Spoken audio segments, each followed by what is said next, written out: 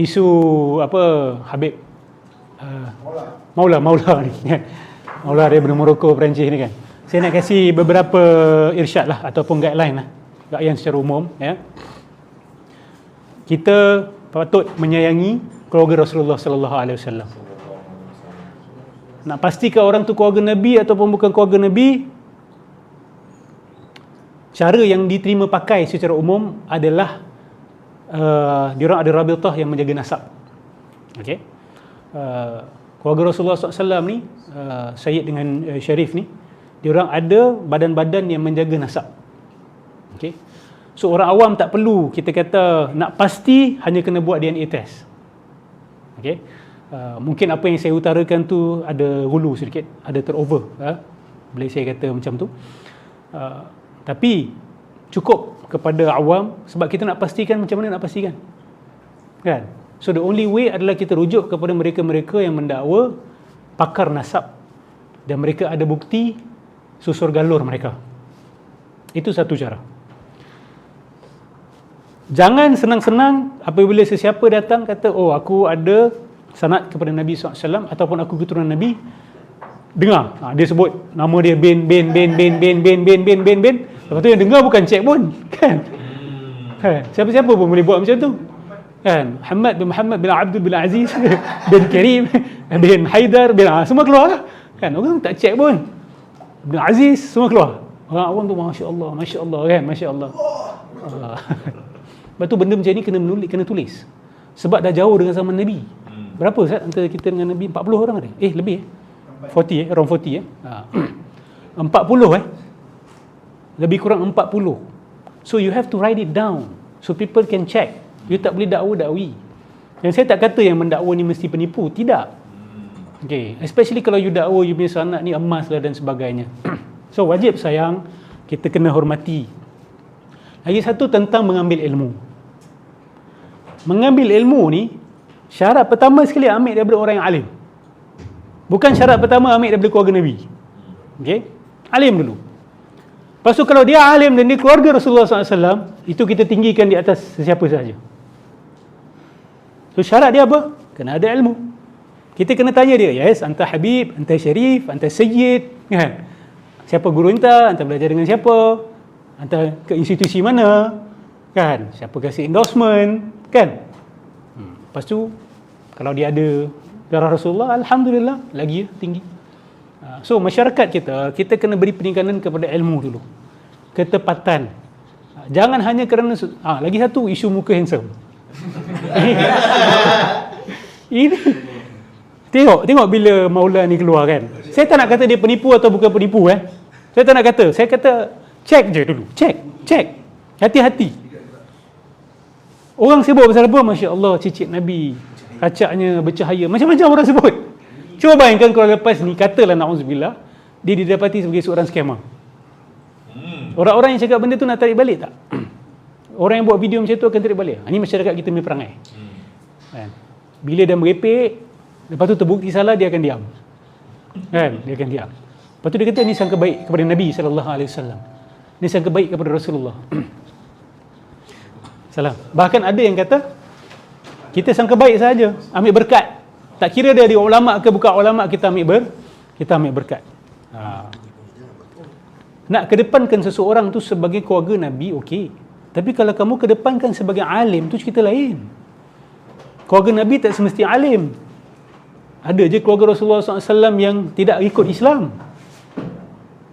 Na'udzubillah, saya kata ada je pengikut, ada je yang berdarah Rasulullah SAW yang telah murtad keluar. Ada. Ada orang-orang yang saya kenal personally. So orang kena sedar, kita kena ambil perhatian. Tapi insya-Allah kita doakan mereka kembali ke pangkal jalan. Hidayah adalah milik Allah Subhanahu Wa Taala, bukan milik keluarga-keluarga tertentu, darah tertentu, tidak. So ambil perhatian. Syarat dia adalah apa? Ilmu, ketepatan ilmu, baru datang isu nasab. Tak tanya satu tadi, tapi Ustaz macam dah jawab ni apa? Tak tanya macam keturunan Nabi Muhammad SAW ada tak dimuliakan, macam takkan sesat ke, takkan apa ni, dia tak ada amalan dia sentiasa sah ke? Tak ada garanti yang macam tu. Okey, tidak ada garanti yang seperti itu daripada Rasulullah sallallahu alaihi wasallam. Tak ada garanti yang kata oh aku keluarga Nabi, aku buat apa pun aku tetap akan selamat. Ada orang kat Malaysia ni yang cakap macam tu. Yes. Dia sampai pelikih orang yang bukan darah Rasulullah sallallahu alaihi wasallam. Orang macam ni saya nak berikan perhatian. Tengok ayat ni.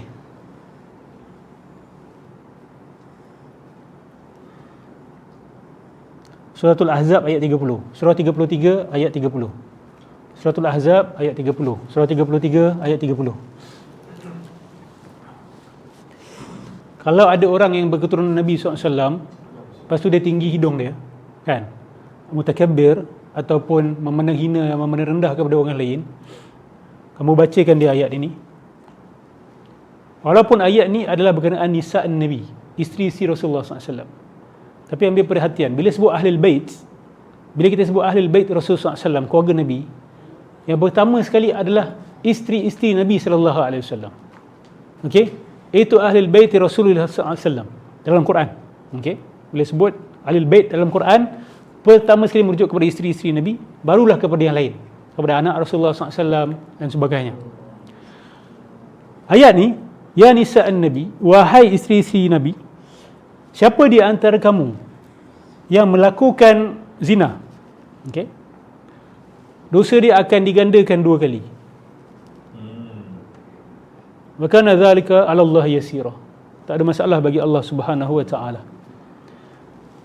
Adil ke tak adil? Jangan baca kat situ, stop. Sambung. Dan sesiapa di kalangan kamu yang taat kepada Allah dan kepada Rasul dan melakukan amal soleh, kami akan berikan kepada dia ganjaran 2 kali ganda. Wa'atadna laha rizqan karima. So, jadi keluarga Nabi ni, dia ada privileges dan dia ada risiko dia. Tanggungjawab besar. You buat baik, you dapat 2 kali ganda. Ini mungkin ayat ni khas kepada isteri Nabi, tapi mungkin ada yang menafsirkan sebagai keluarga Rasulullah SAW. Tapi kalau buat jahat, digandakan 2 kali. Adil tak? Adil. Yes. Ustaz, yang ni pasal apa Nabi punya ayat merujuk pada keluarga Nabi ni, term keluarga Nabi ni, adakah merujuk pada keluarga yang core, yang keluarga yang utama tu, ataupun sampai ke anak cucu cicit dia? Sebab macam saya sendiri, personally saya rasa macam saya ada bukan belah saya lah, sepupu-sepupu saya yang daripada keturunan Said juga. So saya berkawan dengan mereka ni, jadi saya ada dengar macam-macam lah jenis cerita daripada belah keluarga dia. Ada yang sampai macam Ustaz cakap tadi, ada yang jenis macam menghina, entah ni bukan apa daripada darah ni lah, macam kita ni macam low class lah bila kita orang biasa ni. Sedangkan kita ni hidup bukan lagi zaman khalifah apa, tak ada rasa macam low class apa, kita dah macam demokrasi ni semua. So saya terasa macam, saya terfikir dia orang ni macam kadang-kadang dia orang rasa dia orang special macam ni ke kan. So itu sebenarnya adakah merujuk kepada keluarga Nabi ni pada ketika itu ke, ataupun sampai sekarang? Sebab sampai sekarang ni pun ada macam-macam jenis orang yang menipu. Ada dia sampai besar sekarang lah. Oh, sampai sekarang. Sampai sekarang sebab kalau kita ambil hadis Mahdi kan. Hadis Mahdi tu Nabi kata daripada ahli bait aku. Kan? Mahdi tu akan datang daripada ahli bait Rasulullah SAW. So orang-orang macam ni kita kena beri peringatan saja. Dan mereka ni bila berubah, dia akan jadi dahsyat. Dia orang ada, okey, Allah tak cipta semua manusia sama. Ni kita akui Dan kita tak rasa jealous pun sebenarnya. Sebab kita ada peluang kita, dan kita punya ganjaran kita, dan kita punya kesalahan. Yang Allah itu Maha Adil. Tapi kita punya bodily makeup, intellectual capability sama ke tak? Tak sama. Ke kita nak minta Allah samakan semua? Tak. Kalau semua sama, then we will not need anyone else, kan? Tak akan jadi indah alam ini. So kita akui orang yang ada darah Rasulullah SAW itu, dia lebih mulia. Tapi mulia dia itu bukan bermaksud apa saja yang dia buat itu lebih baik daripada kita. Tidak. Yang salah tetap salah. Macam anak Rasulullah SAW, Sayyidina Fatimah kan. Nabi kata, wallahi walau sarqat Fatimah binti Muhammad la qata'tu yadaha. Wallahi kalau Fatimah anak aku ni, anak Muhammad ni mencuri, aku akan potong tangan dia. So Nabi tak ada kata dekat situ yang kalau Fatimah curi tu dia tak kena potong tangan lah sebab dia anak aku. Kan? Tak ada. Nabi kata aku sendiri akan potong tangan dia. Maksud dia lagi dahsyat tak? Orang lain yang mencuri, Nabi sendiri akan potong tangan tak? Tak. Ni Nabi kata aku sendiri akan potong tangan dia. That means itu sangat dahsyat. So mereka-mereka yang berketurunan Nabi SAW ni, kami bahagia bila melihat anda. Paling tidak anda mengingatkan kami kepada Nabi SAW. Jadi jangan buat kami keliru. Jangan buat kami bila melihat anda, kami lihat Nabi. Tapi bila melihat perangai anda dan perbuatan anda, dia tidak boleh gel dengan apa yang kami kenal tentang datuk kamu, Nabi Muhammad SAW. Dan kami doakan yang terbaik. Kami akui darah Nabi ini ada keberkatan dia, khususnya di kalangan orang yang beriman. Ya? Adakah nak kata semua ahli bait Muslim? Tak. Okay. Ada keberkatannya. Darah Nabi SAW itu ada keberkatan. Yes. Sebelum ni saya pernah dengar lebih kurang maksud dia Nabi minta sayangi Ahlul Bait. Yes. Betul. Nabi tak minta apa illa mawaddata fil qurbah. Nabi tak kata aku tak la as'alukum alaihi min ajr. Aku tak minta ganjaran apa-apa daripada kamu. Aku tak minta duit, aku tak minta apa. Satu je aku minta. Mawaddata fil qurbah, sayang keluarga aku. Okay, soalan dia, sampai tahap mana kita perlu sayang tu? Apa dia punya guideline dia tu? Bagaimana nak tahu kalau sayang kita tu terlebih ke ataupun tak cukup ke? Saya pun nak rangka soalan ni macam mana? Tak, maksud dia orang nak tanya apa kayuko, apa dawabit, apa parameter. Sayang keluarga Nabi yang pertama sekali adalah keperluan mereka lah.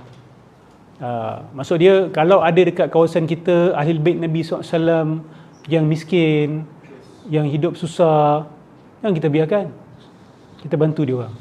Atau ada ahli bait Nabi SAW yang dihina, yang difitnah, kita ada pertanggungjawaban untuk pertahan mereka. Okay? Dan kalau ada ahli bait Nabi SAW yang buat kesalahan, kita ada pertanggungjawab untuk meluruskan dia. Maksud dia kena ada concern. Bukan tak nak ambil kisah, tak tahulah what's going on with them, I don't care. Tak. Kita kena ambil tahu. Sebab in the end of the day, sayang kita pada dia orang sebab sayang kita pada Nabi. Ini point dia. Sebab sayang kita kepada Nabi. Dan bila ada kasih sayang di kalangan umat, powerful kita akan jadi sangat kuat. Dan kalau mereka betul-betul memegang tanggungjawab mereka dengan baik, mereka betul-betul sungguh-sungguh cari ilmu agama, akhlak yang Nabi tunjukkan, dia orang tunjukkan, of course kita tak akan ada masalah untuk rendahkan diri kita di hadapan mereka. We will not have any problem, kan, to even elect them as our leaders, kan. Tak ada masalah, dan kami bahagia dan kami suka dan kami cinta. Cuma of course lah, mencabar juga kepada kita untuk kita menyayangi nasab seseorang itu kalau orang tu sendiri tidak membetulkan keadaan diri dia. Cabaran. Tetapi kita janganlah benci sampai condemn, kan. Kita doakan mereka. Bahkan kepada semua umat Islam, kita benci kepada orang-orang tertentu, kita doakan, ya Allah, Engkau ubah hati dia, kan. Sebagaimana Kau pernah ubah hati Umar, kan. Kau pernah ubah hati Abu Sufyan, Kau pernah ubah hati Khalid bin Walid. Kau ubahlah hati mereka, ya Allah. Dan Kau thabbit qalbi ala dinika, Kau tetapkan hati aku di atas agama. Walaupun orang yang kita marah sangat ni memang sedang melakukan kejahatan, kan. Kita doakan semua umat Islam, Allah maghfir li jami'il muslimin wal muslimat, kan. Dalam doa kita tak perasan kita dah doakan satu sama lain dah, kan. Orang-orang Muslim yang melakukan jenayah, merogol, mencuri, hari-hari kita doakan dia orang. Dan hari-hari orang lain doakan kita tanpa kita perasan. Cuba bayangkan dekat akhirat nanti, awak solat 5 kali satu hari, dalam doa ada mendoakan sekalian umat Islam. Saya doa, ada doakan sekalian umat Islam. Awak pun sama. Cuba bayangkan. Dan doa umat Islam ni dia ada keberkatan dia, ada qabul dia daripada Allah Subhanahu Wa Taala. Sebab tu kot mungkin kita dikeluarkan daripada api neraka, kan. Antaranya sebab doa kita kepada satu sama lain. Wallahu a'lam bissawab. Allahumma salli ala Muhammad. Baca suratul Ahzab, awak tengok betapa striknya Nabi kepada isteri-isteri dia, dan betapa striknya hukum hakam Allah kepada keluarga Nabi sallallahu alaihi wasallam. Jangan inilah berharapan, berimpian saya nak jadi isteri Nabi lah Ustaz, nanti Nabi Isa turun saya nak recommendkan diri saya kan. Awak jangan ingat senang jadi isteri Nabi, awak jangan ingat senang jadi isteri Nabi ni, best ni. Nabi Isa ni akan menguasai dunia, confirm senang hidup aku. No, you will face the opposite. Jadi isteri para Nabi, jadi isteri para ulama, para awliya, you kena tinggalkan dunia. Kalau you tak tinggalkan, you mungkin akan jadi musuh kepada dia. Contoh macam isteri Nabi Nuh kan, anak Nabi Nuh, anak Nabi Nuh, isteri Nabi Lut kan. Dia duduk satu rumah tapi dia tak nampak kemuliaan apa yang suami dia bawa.